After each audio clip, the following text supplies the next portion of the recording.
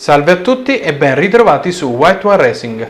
Oggi vi parlerò degli elementi che costituiscono una marmitta ad espansione per motori a due tempi.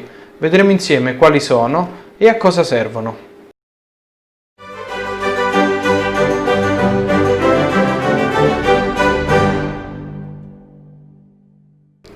Oggi non vi parlerò dei principi di funzionamento generali delle espansioni per motori a due tempi, perché vista la grandissima quantità di informazioni presenti sia in rete che sui testi, l'ho ritenuto non necessario. Tuttavia, nel caso vogliate che anch'io ne parli, vi basterà scriverlo nei commenti sotto a questo video.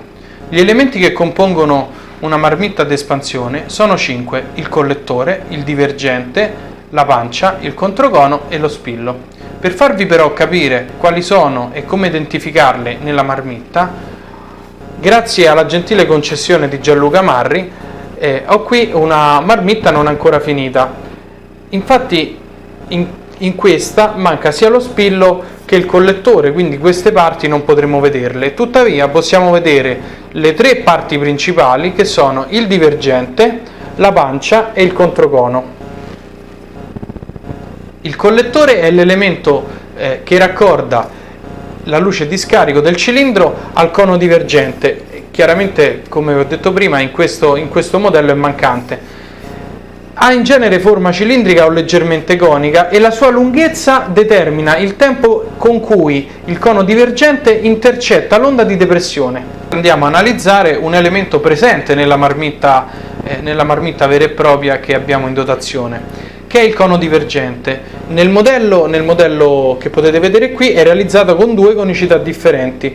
La prima parte ha una conicità meno accentuata e poi c'è la seconda parte con una conicità più accentuata.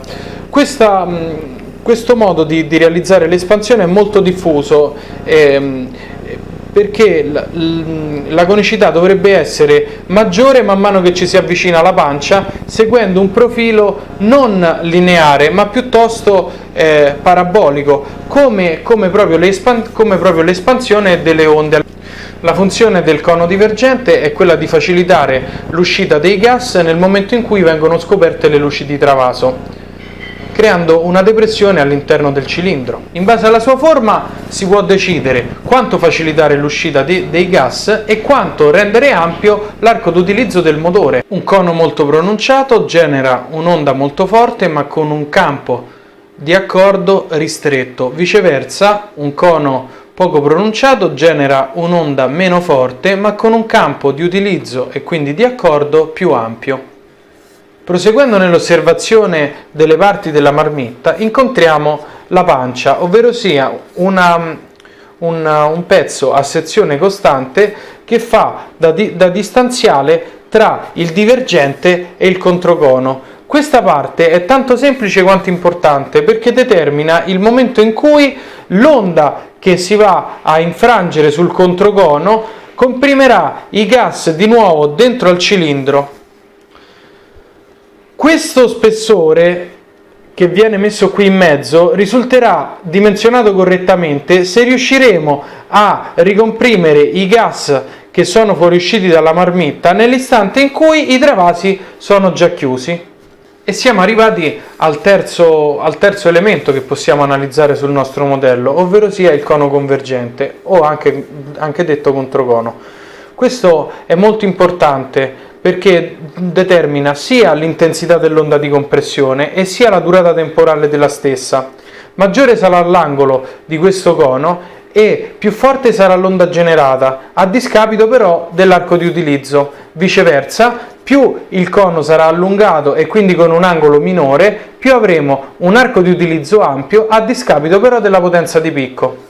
Ultimo ma non meno importante è lo spillo, che determina la velocità di svuotamento dell'espansione e conseguentemente la temperatura al suo interno. Infatti la temperatura, agendo anche sulla velocità del suono, varia sia l'intensità che il periodo di accordo delle onde di risonanza. Usando uno spillo più grande si avranno delle onde di risonanza più deboli, facilitando il funzionamento prima del regime massimo di accordo. Utilizzando uno spillo più piccolo si avranno onde di risonanza più forti, che permetteranno il funzionamento del motore oltre il regime di potenza massima. Le parti che compongono la marmitta, attraverso le loro forme, determinano l'onda di risonanza, che è in funzione della temperatura. Quindi c'è da fare un'ulteriore precisazione in merito a quest'ultimo aspetto. In generale, più i coni sono brevi e più genereranno un'onda di risonanza accordata a regimi elevati, mentre più sono lunghi e più si accorderanno a regimi bassi. Allo stesso modo, più i coni si avvicineranno al cilindro come forma e più genereranno delle onde deboli, allargando però il campo di utilizzo della marmitta stessa, al contrario di una marmitta molto conica che invece avrà un picco di potenza più alto ma con un regime di utilizzo più stretto. Parlando quindi in generale e sulla scorta delle informazioni ricevute finora, per la scelta della marmitta a espansione adatta al vostro motore, analizzate le caratteristiche del motore stesso.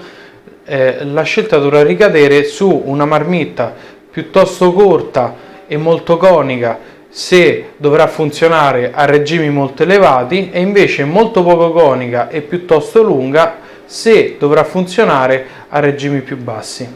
Ciò è facilmente intuibile osservando motori con cilindrata unitaria equivalente, però con caratteristiche molto diverse. Ad esempio motori da velocità come i GP125 oppure i kart categoria KZ confrontati con motori 125 da trial. Nei primi vedremo delle marmitte molto panciute, quindi molto coniche e piuttosto corte, mentre nei motori trial, che necessitano di un arco di utilizzo molto ampio e regimi di rotazione più bassi, avremo delle marmitte molto lunghe e molto poco coniche. Non parlerò in questo video del dimensionamento vero e proprio dell'espansione, del calcolo, del progetto. Questi argomenti saranno trattati in un video apposito dove spiegherò come scegliere lo scarico giusto in base alle capacità volumetriche e respiratorie del motore e come capire a prima vista se la marmitta che state acquistando è più o meno adatta al vostro motore. Se ti è piaciuto il video, lascia un like e condividilo con i tuoi amici. E ricorda, White War Racing non è un'officina, ma un'associazione sportiva dilettantistica che prepara motori solo a fini sportivi e solo ai propri associati.